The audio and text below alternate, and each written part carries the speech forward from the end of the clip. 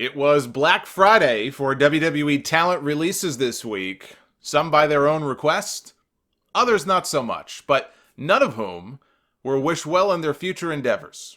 Ty Dillinger, start with him, he announced on social media late Tuesday night after SmackDown that he requested his release from WWE.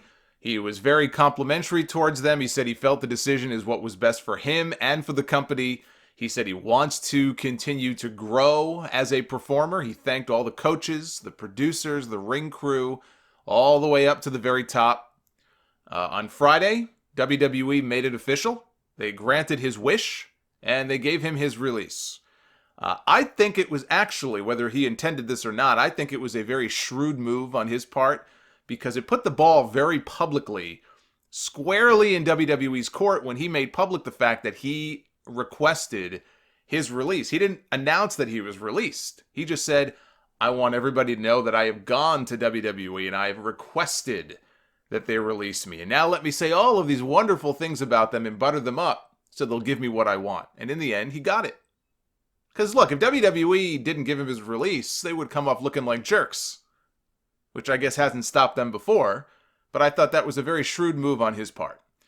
And look, we all knew the writing was on the wall for this guy when he went months without appearing on television. And I know he only recently came back. He was recovering from surgery on his hand. He had surgery in the fall. But it wasn't as though, even before that, they were doing much with him. You know, the writing was on the wall a week or two ago. I think I may have even featured him as sad tweet of the week when a fan suggested that, hey, why don't you go back down to NXT? And you know, get some more time down there if they're not doing anything with you. And his response was, I tried. I tried. He asked to go back to NXT and his request was denied.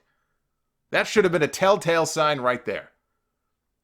NXT is where this guy found his greatest success after, look, he had a pretty lackluster run in WWE. He was first signed to a developmental deal in 2006, 13 years ago. And in those 13 years, this guy's greatest success was throwing his fingers up in the air and shouting 10. Not taking away the fact that he's a very good wrestler, but he had no real success until the 10 gimmick. I think we need to be realistic about what this guy's ceiling was going to be in that company. It was pretty low. They still could have done a better job, I think, of capitalizing off the popularity that he did have. I think they squandered that. You know, as usual, they didn't seem to have much of a plan when they called him up. Beyond the clever spot at the Royal Rumble a couple of years ago when he came out in the number 10 spot, he got one of the biggest reactions of anybody that night in the Alamo Dome. They never pushed him seriously because they clearly never had any intention of doing so. You know, when he was originally in developmental, he was in OVW, he formed a tag team with Cody Rhodes. This is when Cody was brand new to the business. They won the tag team titles together. And then Dillinger turned heel, and he feuded with Cody until Cody got called up, and Dillinger was left behind. And eventually he got called up to the ECW brand. He came up under the name Gavin Spears. He had been Sean Spears previously. They said, no, we got to put our own spin. We'll call him Gavin. So he became Gavin Spears. He lost a handful of matches. He got hurt. And then he got cut. And it took 4 years. But he got the call back. He ended up in NXT. He came up later on with the Perfect 10 gimmick. And it just took off. And it was another 4 years from the time that he landed in NXT to the time he made it back to the main roster. It took 4 more years just to get him on television. And yeah, you know, he had a few matches with AJ Styles and Shinsuke Nakamura, but he was never focused on. And the 10 thing just started to die down. Just like, you know, Rusev Day, all these things, they run their course. That's why the key is to capitalize on them when they're hot. Do something with them when they're hot. See if they can sustain it. Maybe they can. Maybe they are a one-trick pony. But they never took full advantage of it. They never did much with the guy. That was it. That was the beginning of the end for him. I think he could have gotten to that U.S. title level. There's no reason why he couldn't have done that. But honestly, that's about as high as I think he was going to go no matter what. He's not somebody they were ever going to build around. And maybe he shouldn't be. But he is another example of a talent that they just did not have a place for. They called him up and they had no plan in mind for him. And every time I say that about a WWE talent, when they're called up from NXT, I think back to the time that Triple H made the comment. It was probably on one of those takeover conference calls. And, when he made that statement that, well, we don't want to call people up unless we've got a plan in place. I want to make sure we have a plan in place for X number of months. We don't just want to call people up cold and have nothing for them. That may be how Triple H wants to run things, but that's clearly not how Vince McMahon runs things. Having a plan in place first. That much was patently obvious after that last batch of NXT call-ups in January. Cody did chime in on this when he heard the news about Dillinger. He said he cannot wait to see what he has in store next. He told Ryan Satin that he's been getting messages from people already asking, when is Ty coming to AEW? Bring him into AEW. Cody, this is a guy who Cody once called the greatest human being alive. So clearly he thinks the world of him. Dusty Rhodes once said that, when he was working down in NXT, that he thought that Dillinger should have been called up to the main roster years ago. So we know how Cody feels about this guy. It is worth pointing out that time-wise, now that he got his release, he's got 90 days to sit at home before he can make his next move. That 90 days runs out just a few days before that Double or Nothing show in Vegas.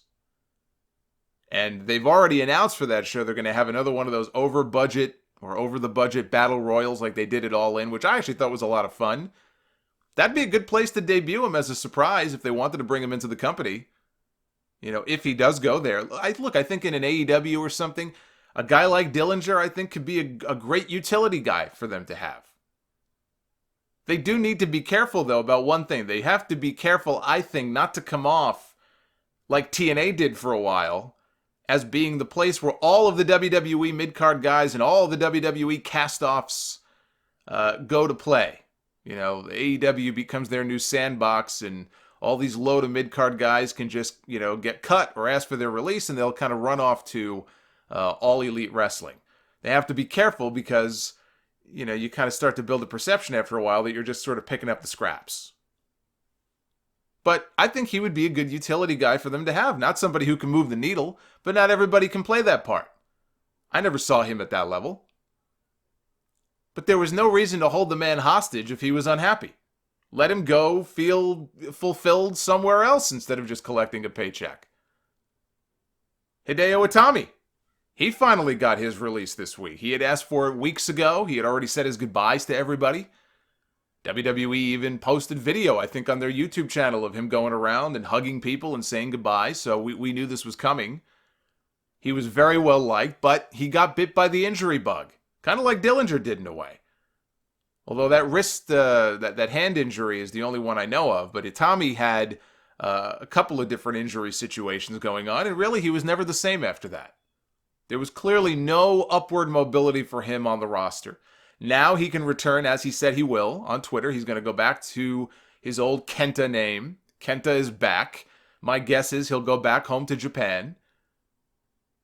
Probably to Noah. I mean, that's really where he made a name for himself, Pro Wrestling Noah. But, I don't know if New Japan would be an option for him. If that might be something that they would be interested in and he would be interested in. We'll see.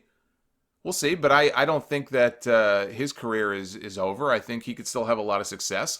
WWE just didn't work out. He wasn't a good fit. Like I said, he got hurt. He clearly was not going anywhere. Why keep the man around if he's not happy? So now he is a free man. Or at least he will be again in maybe 90 days or so. TJ Perkins. TJ Perkins was also released, unlike Dillinger and Itami. This was not something that he requested. On Twitter, he said that the boss, that being, I assume, Vince, not Sasha Banks, said that he respected his effort, he respected his diligence in terms of offering ideas and things of that nature, but it just didn't fit with what they wanted. That's what he was told. He said it wasn't my call, this was their call, and what I was offering was not what they wanted. In other words, he was fired. Now, this wasn't surprising to me.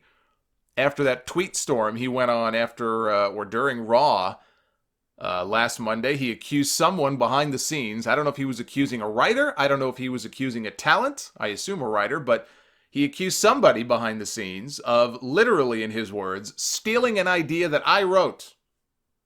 I guess for his own character is what he was referring to. That instead ended up being used for Ricochet, when Ricochet came out to make the save for Finn Balor. He said, I thought someone else turning in my homework with their name on it ended in high school.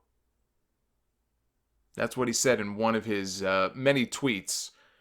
And when somebody tweeted to him to say, you'll get there one day, he responded by saying, no, I won't. That was my best shot. The rest is out of my hands. I'm doing my best, I promise you, but they won't let me off the bench. And they just gave the bat that I carved myself to someone else for their at-bat. And then when someone jokingly asked him, they said, so, when are we going to be seeing you in AEW? He said, well, if it were up to me, literally never. I'm doing everything I possibly can to succeed here on the team that I always wanted to play for, both on and off camera. Well, looks like WWE didn't much care for those tweets. And despite his insistence that WWE is the only place he ever wanted to work, they got rid of him anyway. You know, look, it takes a lot these days, I feel like, to get WWE to fire you. They don't really do that much anymore like they used to, where they just indiscriminately cut people. I mean, it happens from time to time, but, you know, like this week, a lot of people left, but not all of them were fired. You know, a handful of them requested their release and they were granted it. It was something they wanted. It was something they asked for. But these days, they just sort of hold on to people until their contract runs out to keep them from going somewhere else. But here's a guy, you know, in TJP, TNA, also told him they weren't renewing his deal when it came up for expiration, and they fired him. They let him go. It's very odd to me that he was cut by both companies. He's a talented guy. I don't think anybody can deny that TJ Perkins is a very talented guy, and you know, I was rooting for him in the Cruiserweight Classic. He was one of the stars of that thing. I think the only reason he won is because Kota Ibushi didn't sign a contract. I think if Kota Ibushi signed a contract with WWE, he would have been a shoo-in to win that thing and not TJP. But he's a talented guy. There's no doubt about it. It's just very bizarre to me that a guy like that would be cut by two different companies, two of the biggest companies like that. You know, the TNA thing, I don't even know if I really fault him for that completely. If I remember, he was very frustrated by some creative decisions that were made. I think they had him wearing a mask again, maybe after it had already come off. And he just wanted to be himself. Everybody knew who he was already. That's when douche magoosh over there, Josh Matthews, tweeted at him, telling him, just go away. Just go. Enough. Tag all the Impact executives and just leave if you're not happy. But he had to know. Perkins had to know the risk he was taking when he posted those tweets this week. And, you know, look, it's one thing to post stuff online like that if you're somebody higher up on the card. Some guys are just bulletproof. TJ Perkins is not bulletproof. And to post the kind of things that he did when somebody down low on the card like him starts making waves. I mean, look, here's a guy who hasn't won a match since September. You know, he's clearly not a priority for them. And when a guy starts posting stuff online and making waves, you're just asking for them to do something, and they did. So you got Dillinger, you've got Itami, and you've got TJP. All gone. All talented guys, but these were low to middle of the card acts. I don't think the company will flinch without them. At a time when, frankly, this company is stockpiled with talent right now.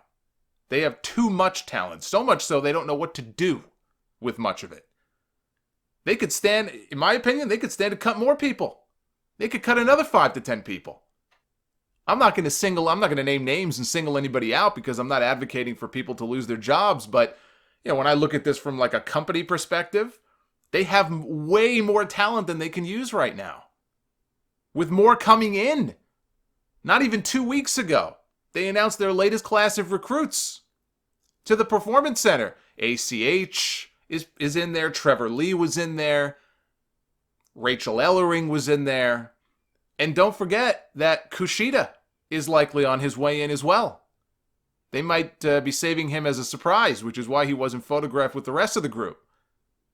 WWE could stand to trim some more fat off that bone.